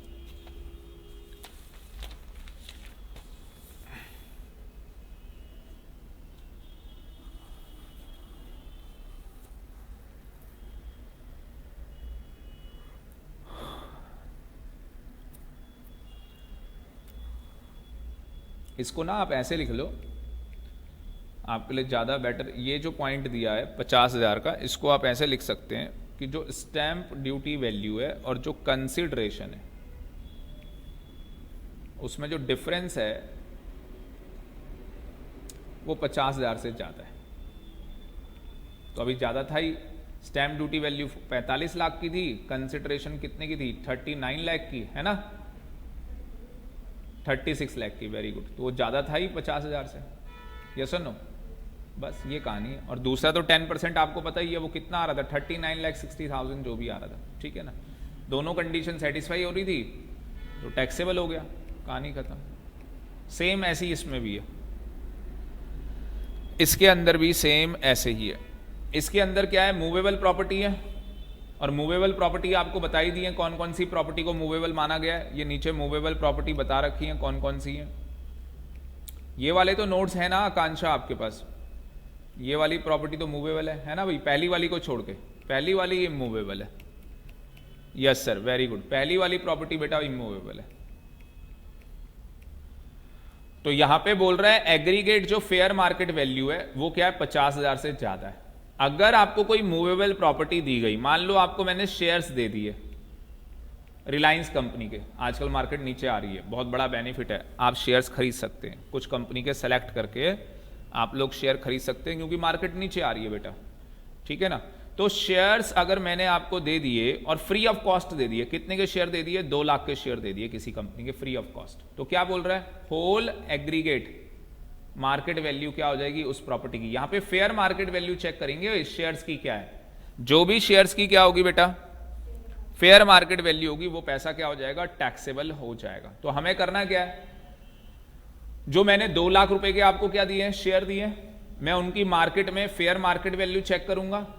अगर उनकी फेयर मार्केट वैल्यू 50,000 से ज्यादा होगी, ठीक है, फेयर मार्केट वैल्यू 50,000 से ज्यादा होगी तो होल पैसा क्या होगा, टैक्सेबल हो जाएगा। जो पैसा टैक्सेबल होगा वो कौन सा वाला होगा, फेयर मार्केट वैल्यू का। तो मैं एक सिंप्लीफाइड लैंग्वेज में यहां पे लिख सकता हूं, और सिंप्लीफाइड में क्या लिख सकता हूं कि अगर विदाउट कंसिडरेशन है और एग्रीगेट फेयर मार्केट वैल्यू किससे ज्यादा है, 50,000 रुपए से ज्यादा है, तो इंटायर पैसा क्या हो जाएगा, entire fair market value taxable. अच्छा, यहां मूवेबल प्रॉपर्टी में क्या करेंगे, एक प्रॉपर्टी देखनी है या सारी जोड़ लेनी है, सारी प्रॉपर्टी जोड़ लेनी है। इमूवेबल में क्या करना है, हर एक प्रॉपर्टी, वहां पे सिंगल ट्रांजैक्शन है, हर ट्रांजैक्शन चेक करनी है। इमूवेबल प्रॉपर्टी के अंदर सिंगल ट्रांजैक्शन है। सिंगल ट्रांजैक्शन का मतलब होता है ए ने आपको प्रॉपर्टी दी, ठीक है, ए ने आपको प्रॉपर्टी दी, वो 50,000 से ज्यादा की भी थी स्टैंप ड्यूटी वैल्यू में, और 110% से वो भी निकाल लिया था आपने 110%, ये दोनों कंडीशन सेटिस्फाई हो रही थी और स्टैंप ड्यूटी वैल्यू ज्यादा थी कंसिडरेशन से। तो आपको हर एक बंदे का चेक करना होगा, ए का कंडीशन सेटिस्फाई कर रहा है नहीं कर रहा, बी के केस में कंडीशन सेटिस्फाई कर रहा है नहीं कर रहा। मतलब इमूवेबल प्रॉपर्टी के अंदर सिंगल ट्रांजैक्शन चेक करते हैं, हर एक बंदे की ट्रांजैक्शन चेक करेंगे। मूवेबल में क्या करते हैं, एग्रीगेट, जितनी प्रॉपर्टी आपको मिली सारी जोड़ लो, सबकी फेयर मार्केट वैल्यू चेक कर लो, क्या वो 50,000 से ज्यादा है या नहीं। अगर ज्यादा है तो इंटायर फेयर मार्केट वैल्यू को क्या कर दो, टैक्सेबल कर दो। समझ में आया? देखो चार्ट बनाता हूं मैं आपके लिए, आप लोग भी बना लो। तो भाई हमारे पास क्या हो रहा है, सेक्शन 56 to 10 लग रहा है। पहला केस कौन से केस में लगा भाई, मनी के केस में, यस और नो। मनी के केस में हमने क्या बोला कि हमें जो एग्रीगेट मनी मिला है, जो हमें एग्रीगेट मनी मिला है वो 50,000 से ज्यादा है, और अगर एग्रीगेट जो मनी मिला है वो 50,000 से ज्यादा है तो इंटायर जो मनी हमें मिला वो क्या हो जाएगा, टैक्सेबल हो जाएगा। जो इंटायर हमें मनी मिला तो वो क्या हो जाएगा, टैक्सेबल हो जाएगा। उसके बाद यहां पे 2 प्रॉपर्टी ली गई है, एक मूवेबल प्रॉपर्टी और दूसरी इमूवेबल प्रॉपर्टी। और मूवेबल प्रॉपर्टी क्या होती है उसकी डेफिनेशन आपने देख ही ली है, बस वही प्रॉपर्टी लेनी है, इसमें कार नहीं आएगी। तो वो मैंने आपको नोट लिखवा दिया था कि इसके अंदर कार नहीं आने वाली, वो क्या क्या नहीं आएगा वो मैंने आपको बता दिया था। मूवेबल प्रॉपर्टी में भी 2 ही बातें करनी है, एक में कंसिडरेशन नहीं है, एक में कंसिडरेशन नहीं है भाई। और अगर कंसिडरेशन नहीं है मूवेबल प्रॉपर्टी के अंदर तो क्या करना है, एग्रीगेट करना है फेयर मार्केट वैल्यू। अगर वो ज्यादा हो गई 50,000 से ज्यादा तो आंसर क्या है? इंटायर क्या होगा? Entire fair market value taxable हो जाएगी। Then entire fair market value क्या हो जाएगी भाई? टैक्सेबल हो जाएगी। और दूसरा केस क्या है? ये तो पहला केस हो गया। दूसरा केस क्या है? सर कंसिडरेशन इन्वॉल्व है। और जब कंसिडरेशन इन्वॉल्व है तो उस केस के अंदर क्या करोगे भाई? एग्रीगेट चेक कर लो। किसका aggregate? Fair market value minus consideration का। अगर वो 50,000 से ज्यादा आ रहा है, जो आपका डिफरेंस आएगा बेटा, जो आपका क्या आएगा? डिफरेंस आएगा, difference between fair market value and consideration shell be taxable. Shall be taxable. अभी एक एग्जांपल करा देता हूं, लिख लो। तो हमें एग्रीगेट करना है फेयर मार्केट वैल्यू का। शेयर्स ले लो ना इसमें, प्लीज स्टॉप राइटिंग, एक बार देख लो इसमें। एग्जांपल ले लेते हैं शेयर्स। तो शेयर्स की फेयर मार्केट वैल्यू कितनी थी? 2 लाख रुपए। ठीक है, आपसे कितनी कंसिडरेशन ली गई? 1,40,000 रुपए की आपसे कंसिडरेशन ली गई। अब इसका डिफरेंस बताओ कितना है? 60,000 रुपए डिफरेंस है। क्या 50,000 से ज्यादा है? यस। तो जो भी डिफरेंस है वो पैसा क्या हो जाएगा? टैक्सेबल हो जाएगा। जो भी डिफरेंस है वो पैसा क्या हो जाएगा? टैक्सेबल। कितना पैसा टैक्सेबल हो जाएगा? चैट बॉक्स में बताओ कितना पैसा टैक्सेबल हो जाएगा, चैट बॉक्स में बता दो। हाँ जी, 60,000 रुपए टैक्सेबल हो जाएगा। सारे बच्चों को आ गया भाई, क्या बात है, बहुत बढ़िया। तो चार्ट कैसा बन रहा है हमारा? जबरदस्त बन रहा है। 60,000 रुपए टैक्सेबल हो जाएगा। Very very good. मैंने बोला ना भाई, टैलेंट तो सारे बच्चों के अंदर है, जो क्लास ले रहे हैं वो भी, और जिनके अंदर जो क्लास नहीं ले रहे उनके अंदर भी है। पर भाई अटेम्प्ट तभी निकलेगा जब आप मेहनत करोगे, तभी निकलेगा अटेम्प्ट। भाई हमने तो 8 महीने लगाए थे, तुम 4 महीने में कर रहे हो। तो भाई हाँ, तुम एक दे रहे हो ग्रुप, हमने दोनों दिए थे, तो वो वाली बात भी है। पर भाई मेहनत तो लगेगी ना, बिना मेहनत के नहीं होगा।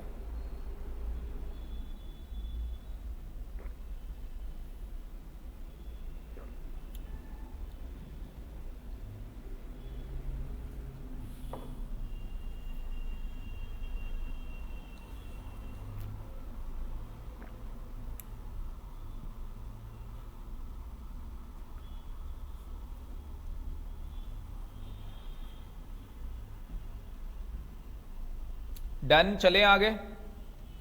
हो गया, नोट हो गया ये? क्या बात है, गुड। तो भाई मूवेबल प्रॉपर्टी में आपको दोनों ही आ गया। मूवेबल प्रॉपर्टी में आपको दोनों ही आ गया, जिसमें कंसिडरेशन नहीं है वो भी आ गया, और जिसमें कंसिडरेशन है वो भी आपके समझ में आ गया। अब बताओ इमूवेबल प्रॉपर्टी में क्या होगा? इसमें भी पहला केस वही होगा जिसमें कंसिडरेशन नहीं है। अगर कंसिडरेशन नहीं है तो हमें क्या करना है? अच्छा, यहां पे सिंगल ट्रांजैक्शन चेक करनी है और यहां पे एग्रीगेट ट्रांजैक्शन करना है, ट्रांजैक्शन का एग्रीगेट। तो यहां पे सिंगल ट्रांजैक्शन चेक करनी है कि जो स्टैंप ड्यूटी वैल्यू है वो ज्यादा होनी चाहिए। कितने से ज्यादा होनी चाहिए? 50,000 से। अगर 50,000 से ज्यादा है then entire stamp duty value shall be taxable, shall be taxable. तो आपको किसी ने क्या कर दिया? हाउस प्रॉपर्टी गिफ्ट कर दी 10 लाख की, है ना, फ्री ऑफ कॉस्ट। कितना टैक्सेबल होगा? 10 लाख। उसने भाई 10 लाख की प्रॉपर्टी गिफ्ट कर दी, 10 लाख रुपए टैक्सेबल हो जाएगा।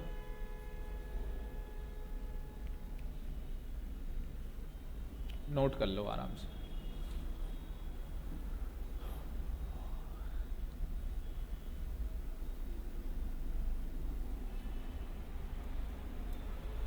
डन है भाई, डन। आकांक्षा डन, वेरी गुड, बहुत बढ़िया बेटा।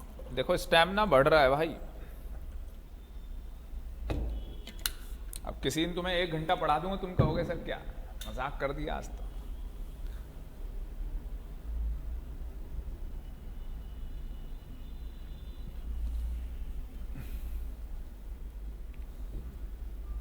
अब मैंने पहले ही बोला था ना, देखो जीएसटी स्टार्ट करूं, मैंने पहले ही बताया था। तो मेरा तो सारा प्लान पहले से फिक्स है।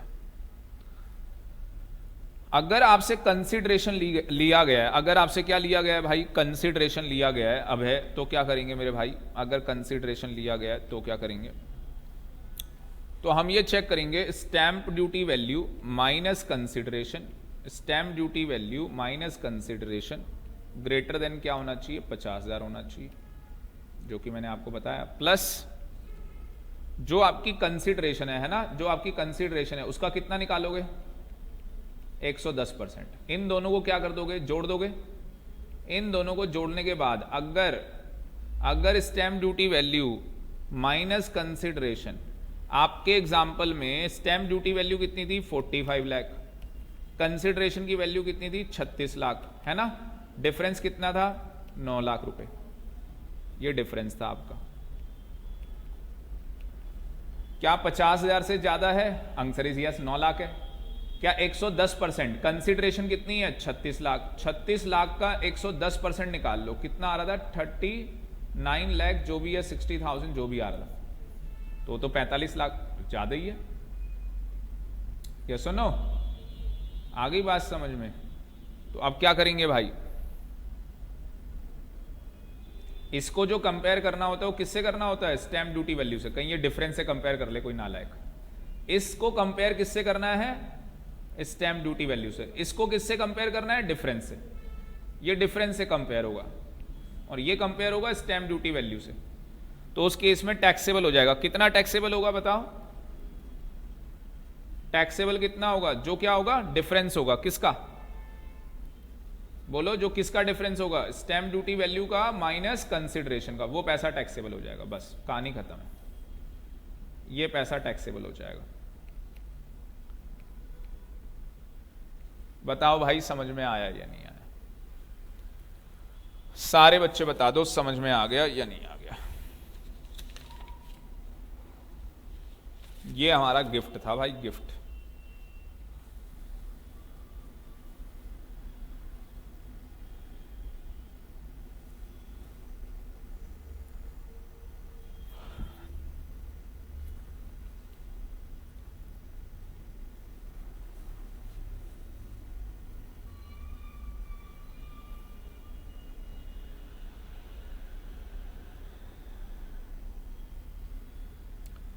नीलू, आकांक्षा, समझ में आ गया, वेरी गुड। एक क्वेश्चन पूछ लूं, कर लो, इसे नोट कर लो, फिर क्वेश्चन पूछता हूं। हो गया, वेरी गुड। सारे बच्चे अब ध्यान से देखना, बड़ा टेक्निकल क्वेश्चन पूछ रहा हूं, सेक्शन लगाने जा रहा हूं। 49.4 क्या है, 49.4 वो आपको अभी बताऊंगा क्या है 49.4, और ये सेक्शन बीच में कैसे आ गया वो भी बताऊंगा। मेरा क्वेश्चन आपसे ये है, क्या ये आपके ऊपर टैक्सेबल हो गई प्रॉपर्टी, क्या ये प्रॉपर्टी आपके लिए टैक्सेबल हो गई, नहीं हो गई, हो गई ना टैक्सेबल। कितने की टैक्सेबल हुई, 9 लाख की टैक्सेबल हो गई भाई, 9 लाख रुपए की क्या हो गई भाई, टैक्सेबल हो गई। अब आपको यह बताना है कि आपके लिए इस प्रॉपर्टी की कॉस्ट क्या है, आपके लिए इस प्रॉपर्टी की कॉस्ट क्या होगी, प्रॉपर्टी की कॉस्ट बताओ ना भाई। टैक्सेबल 9 लाख हुआ है ना, आपने कितना पे किया था, आपने 36 लाख रुपए पे किए थे, तो आपके लिए कॉस्ट क्या होगी, उस प्रॉपर्टी को खरीदने की कॉस्ट क्या होगी, 36 लाख। उस प्रॉपर्टी को खरीदने की कॉस्ट क्या होगी, 36 लाख। आगे आप उस प्रॉपर्टी को अगर बेचते हो, सेल करते हो, तो सेल करने में क्या राइज होगा, कैपिटल गेन। बस ये लिख लेना कि अगर हमने उस प्रॉपर्टी को आगे बेचा तो हमें क्या होगा, कैपिटल गेन। और कैपिटल गेन कैसे निकलता है, कुछ नहीं है, सेलिंग प्राइस माइनस कॉस्ट। तो सेल कितने में करोगे, मान लो आपने एग्जांपल 50 लाख में सेल की, कॉस्ट कितनी थी, 36 लाख, वो हम निकाल लेंगे। बस ये कि मेरा ये समझाना था, सेक्शन 49 सब सेक्शन 4 कहता है कि आपके लिए कॉस्ट क्या होगी,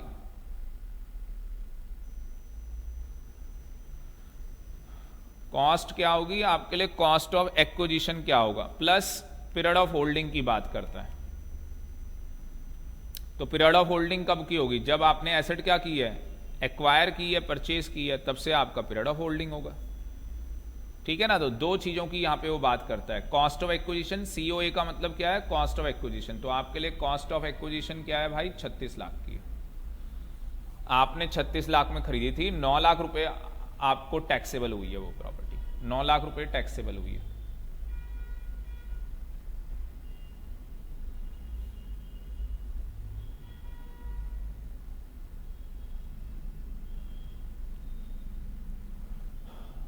डन है, डन, एक बार डन कर दो। डन है मानव, डन। तो भाई हमने गिफ्ट में क्या सीखा कि अगर हमें गिफ्ट किससे मिला, एम्प्लॉयर से, तो कहां टैक्सेबल होगा, सैलरी के हेड के अंदर, सैलरी में टैक्सेबल हो जाएगा। अगर हमें अपने बिजनेस और प्रोफेशन की वजह से गिफ्ट मिला है तो पीजीवीपी में टैक्सेबल होगा। और अगर अदर केस है, अदर केसेस के अंदर अगर हमें गिफ्ट मिल रहा है तो हम चेक कर लेंगे मनी में मिला है, मूवेबल प्रॉपर्टी है या इमूवेबल प्रॉपर्टी। और मूवेबल प्रॉपर्टी वही मानी जाएगी जो मैंने आपको लिस्ट बताई है। फिर वही कंसिडरेशन में हो, शायद विदाउट कंसिडरेशन मिला हो या विद कंसिडरेशन, विदाउट कंसिडरेशन या विद कंसिडरेशन। मनी में 50,000 रुपए से ज्यादा है भाई, पूरा टैक्सेबल कर देना। समझ में आया या नहीं आया? बाकी अगर आपको गिफ्ट मिला और आपके लिए वो कैपिटल एसेट है तो ही टैक्सेबल होगी, अगर आपके लिए वो स्टॉक इन ट्रेड है तो टैक्सेबल नहीं होगा। अगर आपके लिए स्टॉक इन ट्रेड है तो उस केस में टैक्सेबल नहीं होगा। समझ में आया या नहीं आया? आ गया, वेरी गुड। अब आप लोग क्या करना भाई, ये जो क्वेश्चन है ये मैं आपको भेजूंगा, ये वाले क्वेश्चन प्रैक्टिस के लिए हैं, इनकी आप प्रैक्टिस करना। 3-4 क्वेश्चन मैंने यहाँ पे डाले हुए हैं, ठीक है ना। ये सारे क्वेश्चन आप प्रैक्टिस करना, ठीक है। मैंने ये उसका भी क्वेश्चन डाला हुआ है जो लास्ट टाइम पे मैंने करवाया। एक बार मैं अब आपको बता दूं, आज मैं यहीं पे छोड़ दूंगा आपको, आज मैं आपको यहीं पे छोड़ दूंगा।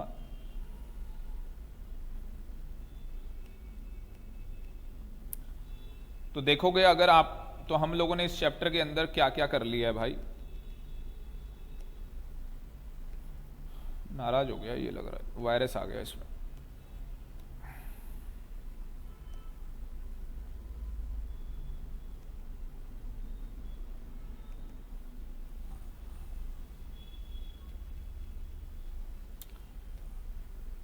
इस चैप्टर के अंदर हम यहां पे पहुंच गए थे, है ना। 2 टाइप्स होते हैं, एक 56(2) के अंदर है, एक 56(1) के अंदर है। अब 56(2) के अंदर देखोगे तो हम लोगों ने डिविडेंड कर लिया, लॉटरी कर लिया, गिफ्ट कर लिया, शेयर प्रीमियम हम लोगों ने कर लिया था, इंटरेस्ट वाला हम लोगों ने कर लिया था। ये सब उसके अंदर क्वेश्चन दिए हुए हैं। ये जो मैंने आपको बताया था कि अगर आप कोई प्रॉपर्टी क्या कर रहे हो, कोई प्रॉपर्टी का आप बयाना देके आ जाते हो ना, टोकन मनी बताया था ना, वो पैसा आप फोरफीट कर लेते हो तो वो आपकी इनकम फ्रॉम अदर सोर्सेज के अंदर चला जाएगा। तो हमने ये सारे कर लिए, ठीक है। अब हमारे पास क्या है, income chargeable under this head if not chargeable under PCP. अगली क्लास में हम क्या करेंगे कि अगर ये इनकम कहां पे चार्जेबल नहीं है, पीजीवीपी के अंदर ये चार्जेबल नहीं है। अगर ये चीजें पीजीवीपी के अंदर चार्जेबल नहीं है तो ये इनकम कहां पे चार्जेबल होंगी, इनकम फ्रॉम अदर सोर्सेज के अंदर। उसके बाद income under the head if not chargeable for PGBP और सैलरी, अगर पीजीपी और सैलरी में टैक्सेबल नहीं है तो ये इनकम यहां पे टैक्सेबल हो जाएगी। तो अगली क्लास में ये 7 से लेके 12 पॉइंट हमारे कंप्लीट हो जाएंगे, ठीक है। बाकी आप लोग ये वाले पॉइंट तो पढ़ ही लोगे। ये वाले पॉइंट तो बहुत आसान है कि अगर आप सब लेटिंग करते हो तो प्रॉपर्टी आपकी टैक्सेबल हो जाएगी। सब लेटिंग करना, बैंक में जो पैसा आपने डिपॉजिट किया हुआ है, जो आपको इंटरेस्ट मिल रहा है, वो इनकम फ्रॉम अदर सोर्सेज के अंदर जाएगा। तो ये आपको मैं एक बार होमवर्क देना चाहूंगा कि आप लोग पढ़ लेना।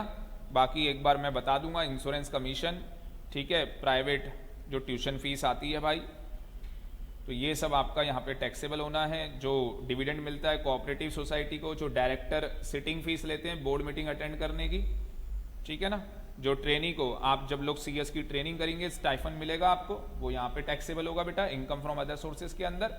तो हम लोग इन चीजों की एक बार बात कर लेंगे।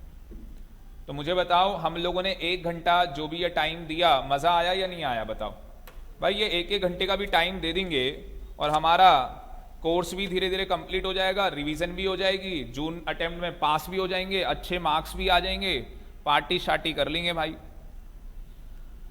देखो आकांक्षा, ऐसे बच्चे चाहिए भाई क्लास के अंदर, बहुत ज़्यादा मज़ा आया। ऐसे ही बच्चे चाहिए। आप लोग भी मेहनत करो, बिल्कुल हैवी ड्राइवर बनना है भाई। तो ऐसे बच्चे बनेंगे भाई तो जाके हमारा जून क्लियर होगा, अदरवाइज नहीं होगा। देखो ना, चलते चलते बस 6 बच्चा हमारे पास रह गया है। चलो उसका तो चला गया था नेट, कौन कौन रह गया है वो देख लेता हूँ। मानव, आकांक्षा, अभिजीत रह गया, रोशन रह गया, और ये क्रिस्टी सिंह रह गए। बस इतने बच्चे रह गए। तो स्टूडेंट आज के लिए इतना ही। Thank you very much. और ये कंप्लीट कर लेना भाई, कंप्लीट करके मुझे भेजना। ओके बाय, फिर मिलते। ठीक है। अच्छा ये भी बता दो, चलो ये भी बता दो, क्लास लेनी है ना भाई एक्स्ट्रा? ये क्लास ऐसे कंटिन्यू रखूं ना एक्स्ट्रा, तो बाकी बच्चों को भी बोल दो भाई कि हमें पढ़ना है भाई। चलो ये सारे बच्चे यस कह रहे हैं, ठीक है बेटा।